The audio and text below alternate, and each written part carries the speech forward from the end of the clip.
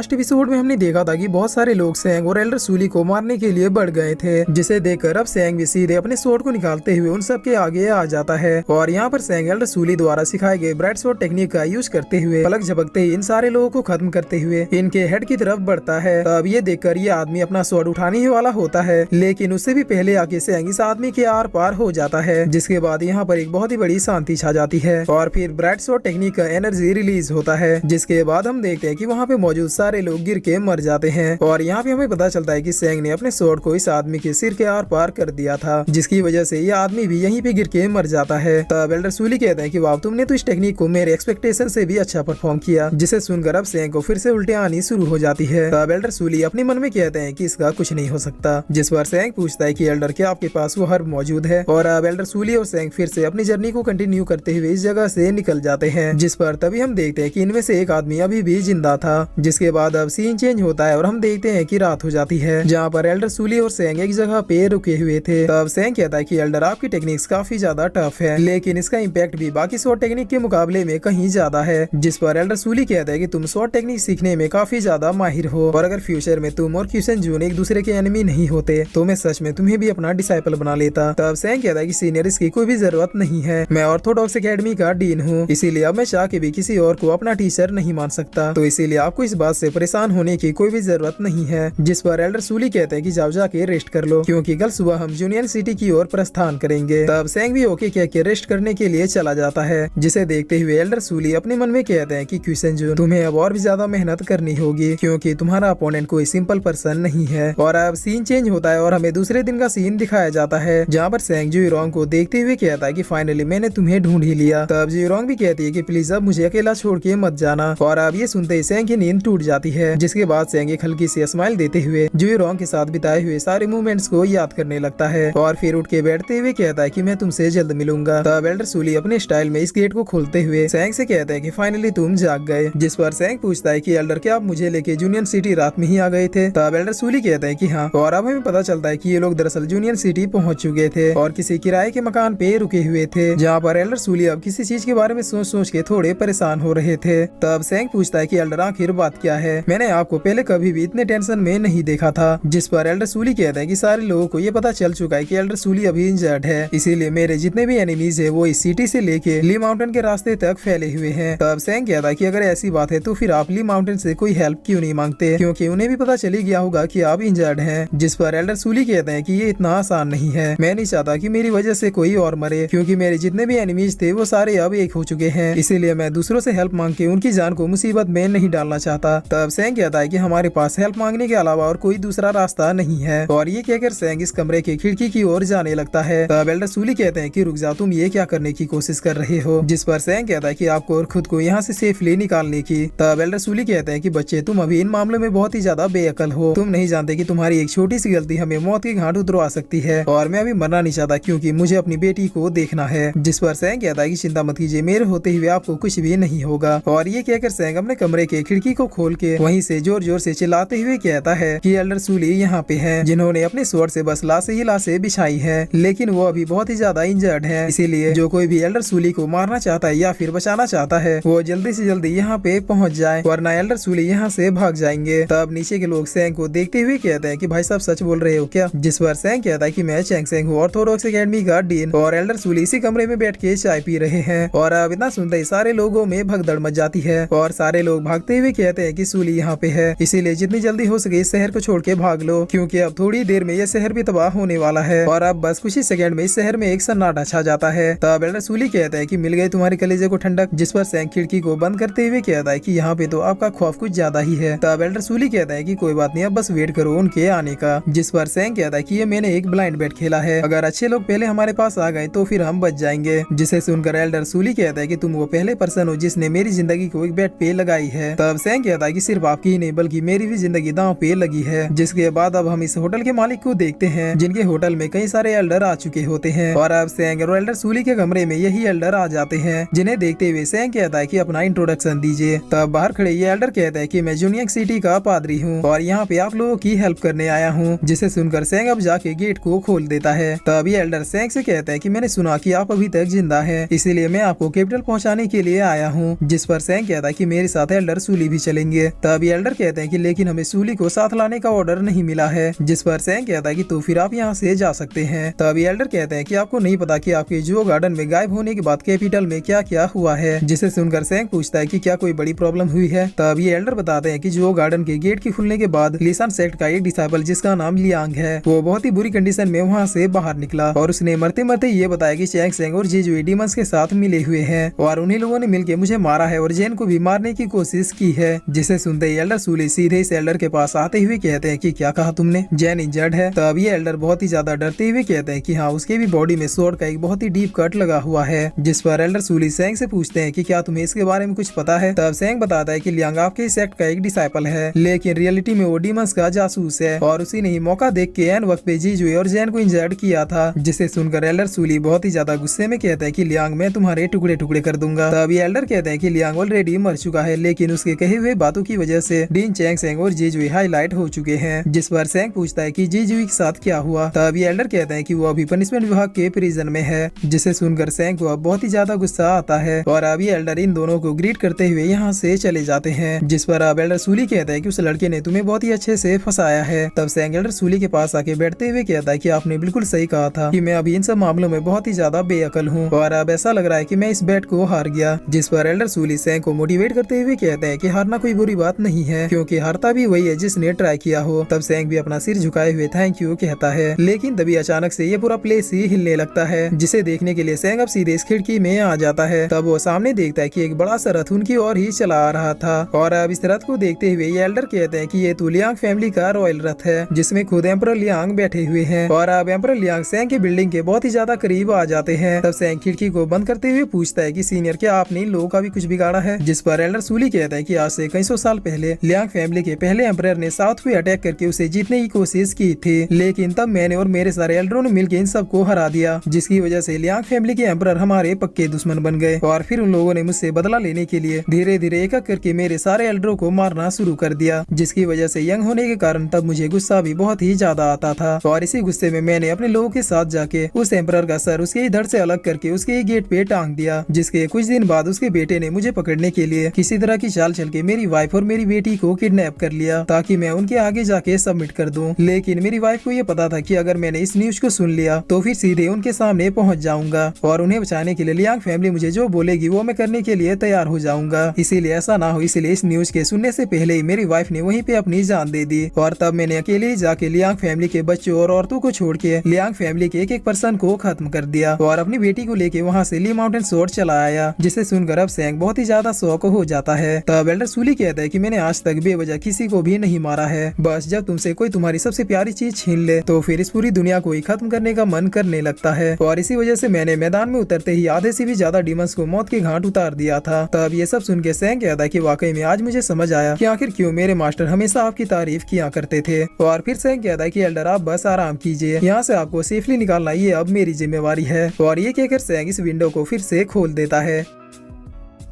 और फिर इसी के साथ ये एपिसोड यहीं पे खत्म होता है।